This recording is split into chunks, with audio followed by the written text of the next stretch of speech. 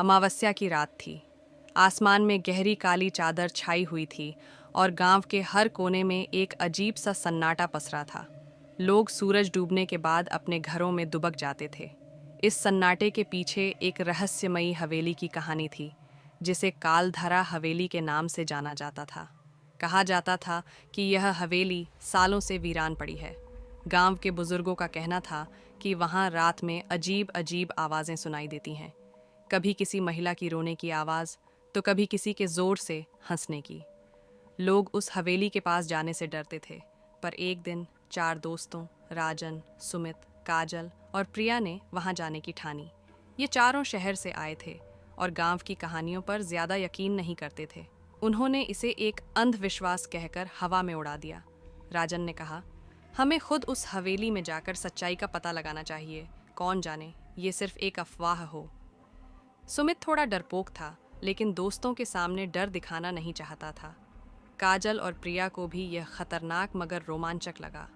आखिरकार उन्होंने अगले दिन रात को हवेली जाने की योजना बनाई। अगली रात वे चारों हाथ में टॉर्च और मोबाइल लेकर हवेली की ओर बढ़े। जैसे ही वे हवेली के गेट पर पहुंचे, ठंडी हवा का एक झोंका उनके शरीर को कंपा गया।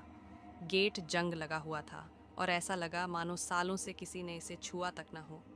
अंदर जाते ही उन्होंने महसूस किया कि यहाँ की हवा में कुछ अजीब सा भारीपन था।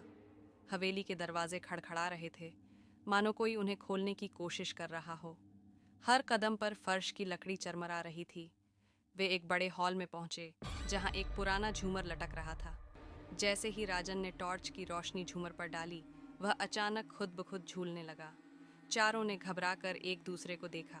काजल ने कहा, यह हवा के कारण होगा, डरने की जरूरत नहीं। लेकिन तभी पीछे से किसी के हंसने की आवाज आई। चारों मुड़कर देखने लगे, पर वहां कोई नहीं था। आवाज गूंजती रही। प्रिया ने कहा, यहाँ कुछ गड़बड़ है, हमें वापस चलना चाहिए। लेकिन राजन ने उन्हें शांत रहने को कहा और आगे बढ़ने को कहा। हॉल के अंदर उन्हें एक पुरानी लकड़ी की अलमारी मिली। सुमित ने अलमारी खोलने की कोशिश की। जैसे ही उसने दरवाज़ा खोला, एक पुरानी डायरी नीचे गिर पड़ी। डायरी धूल से भरी थी, लेकिन उस पर किसी का नाम लिखा हुआ था, संध्या। डायरी खोलते ही उसके पन्ने खुद ब खुद पलटने लगे। काजल ने डरते हुए पढ़ा, मैं इस हवेली में फंसी हूँ, मुझे बचाओ। यह देखकर चारों के रोंगटे खड़े हो गए। अचानक कमरे में एक तेज ठंडी हवा चली और दरवाजे खुद ब खुद बंद हो गए। झूमर तेजी से हिलने लगा। एक कोने में एक साया दिखाई दिया। वह एक महिला का था, जिसके लंबे बाल थे और सफ़ेद साड़ी में लिपटा हुआ था। उस साये ने गहरी आवाज़ में कहा, तुम लोगों ने मेरी नींद क्यों तोड़ी? प्रिया चीख पड़ी। चारों दरवाजे की तरफ भागे, लेकिन दरवाज़ा अंदर से बंद हो चुका था। उस साये ने बताया कि वह संध्या है। वह इस हवेली की असली मालकिन थी। बरसों पहले उसके पति ने हवेली के खजाने के लिए उसे मार डाला और उसकी आत्मा को इस हवेली में कैद कर दिया। तब से वह यहाँ भटक रही है और किसी से बदला लेना चाहती है। राजन ने हिम्मत करके कहा, हम तुम्हें नुकसान पहुँचाने नहीं आए हैं। अगर हम तुम्हारी मदद कर सकते हैं तो बताओ। संध्या की आत्मा ने कहा, मुझे इस हवेली के तहखाने में दफनाया गया था। अगर तुम मेरी अस्थियों को गंगा में बहा दो तो मुझे मुक्ति मिल जाएगी।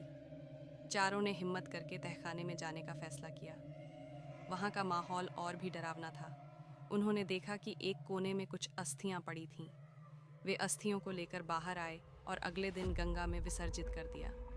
जैसे ही अस्थियाँ गंगा में बहाई गईं, हवेली से अजीब आवाज़ें आनी बंद हो गईं।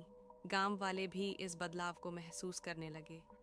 अगली रात चारों ने देखा कि संध्या की आत्मा उनके सपने में आई और कहा, तुम लोगों ने मुझे आज़ाद कर दिया, मैं तुम्हारी आभारी हूँ। अब यह हवेली हमेशा के लिए शांत हो जाएगी। उस दिन के बाद से कालधरा हवेली फिर कभी भूतिया नहीं रही। लेकिन उन दोस्तों के लिए यह एक ऐसी घटना थी जिसे वे कभी नहीं भूल सकते थे।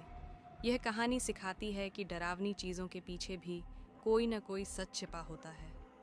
कभी कभी हमें अंधविश्वास के परे जाकर सच्चाई जानने की कोशिश करनी चाहिए।